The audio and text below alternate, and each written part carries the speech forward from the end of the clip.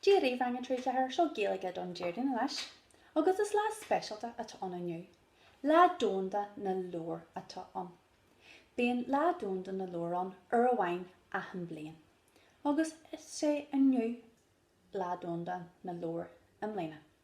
Agus an rud a dhéanamid ar lá Domhanda na Leabhair na bíonn muid ag ceileoirí na Leabhair is fearlinn, bíonn muid ag ceint faoin na Leabhair is fearlinn agus dhéanamid rudaí deasa faoin na Leabhair is fearlinn. nó hon Leabhair ar bí a ceileoirí. Nes tá gal coppla in na Leabhair is fearlum a haispan Steve, an sin tá gal an obair a bhíú. So an céad Leabhair tá agam an seo na an Leabhair seo. Tá an Leabhair seo in Merla agus is é teid an Leabhair seo na The Chronicles of Narnia.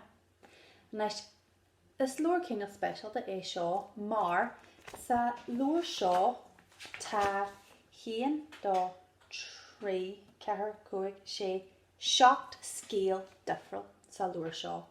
Agus tá siad a le buinte lena chéile, tá nasc ag ahan scéal leis na scéaltaí eile.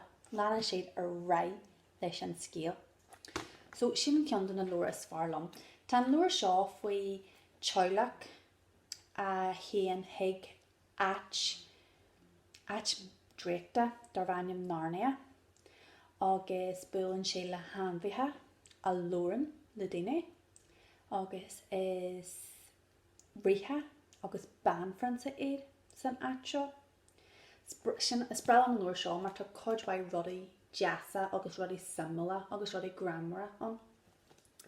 Agus seo Leabhair eile smailm, seo tos méid mogradait, agus is breall an scéal seo, mar chuann sé gimnadú do nervhí mé óg. Bhreall is cimlam seo leo le mó wame in Merla, nervhí mé óg, agus an neis tá legan Gaeilge an, agus is breall an méid gra atá ag na caninaí de chéile. Bíam aonta sásta in dhéadú an scéal seo leo. Tá mé gal scéal a leo Dave anis, agus an scéal tá mé gal a leo na Stré Bogan. Stré Bogan.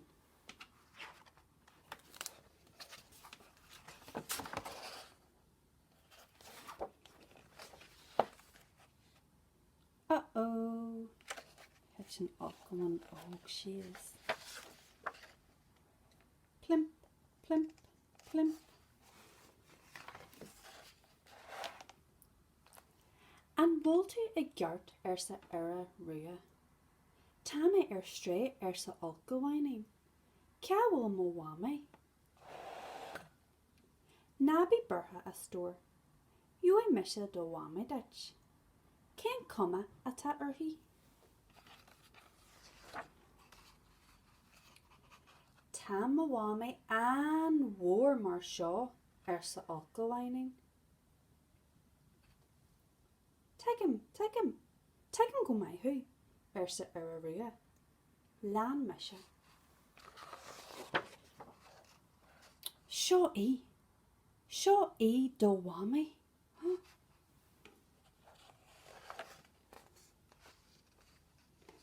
Ní hí ar sa olcamhainní. Ní hin é mo wame. Clúas a buratha atá ar wame. Mar seo. Teigim go maithú ar sa ara rua. Lán mise.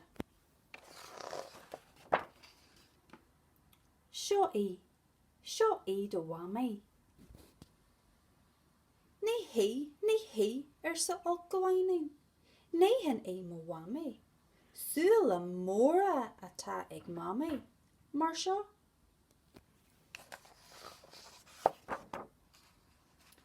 Teigim go maithú ar sa ara rua. Lán mise. Seo an nisí. Seo í do wame. Ní hí muise ar sa olcamhainní. Ní hin é mo wame ach an oiread. Fan bó go fáil ar sa frág. Tá aithne agamsa ar do wame. Lán mise. Tá do wame do do lorg gahat. Sin í do wame anis, nach é.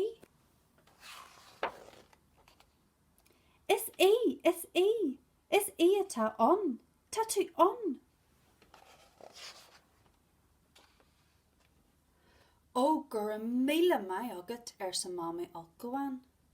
Tarlan an eis go dí an nead, agus be rent brisky agin. Féo sé sin roth sa a ria.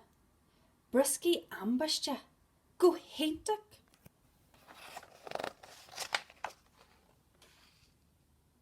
Nes tuistig I hinna brisky tá alcoan ag touching na collie.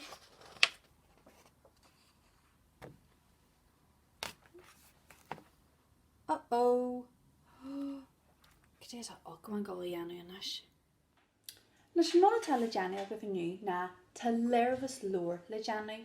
Agus sin ar scríbinmuid aim an lór, aim an dana scríban lór, agus scríbinmuid na rudí is farlan foin lór, no beidir na rudí nach mailan foin lór. So tá lehanna I dá fácaiste tá lehanna agah hon sinna Janu. An sin tá rud a bainel le Janu agah ach tá ré agah. So tá me gáil 3 ré eile a chuir Steve, agus céisih cion amhain a réine. An céad ré atá agah na heglah marklór nó bookmark a Janu. Do chion hain is féidir leat a úsid nuair tá sibh ag léo hon an áit a conneol I dá lór, so churann sibh isteach an áit stopan tú é agus dreid an lór. No heglah poppage a Janu, agus an scéal a insint a rís ag úsid na poppage. No an 3 ré atá agah na heglah poster Gaeilge a Janu. An mólas agah an televis nuair tá daine Gaeilge nó ma ceilan daine runna Janan si poster amach agus churann si picture den mod a Gaeilge there, agus scríbann siad cén ar Gaeilge éid, cén cuma atá rudí táhachta. Heglah poster a Janu ó alcoan óg láraig mama alcoan. So tan alcoan óg láraig a wame. So bé ar picture de mama a háintear, bé ar scríb Caro mama, an dearnach bhfuil se leis, beidir aim ar bhil aim a chur. So sa sin sú Steve.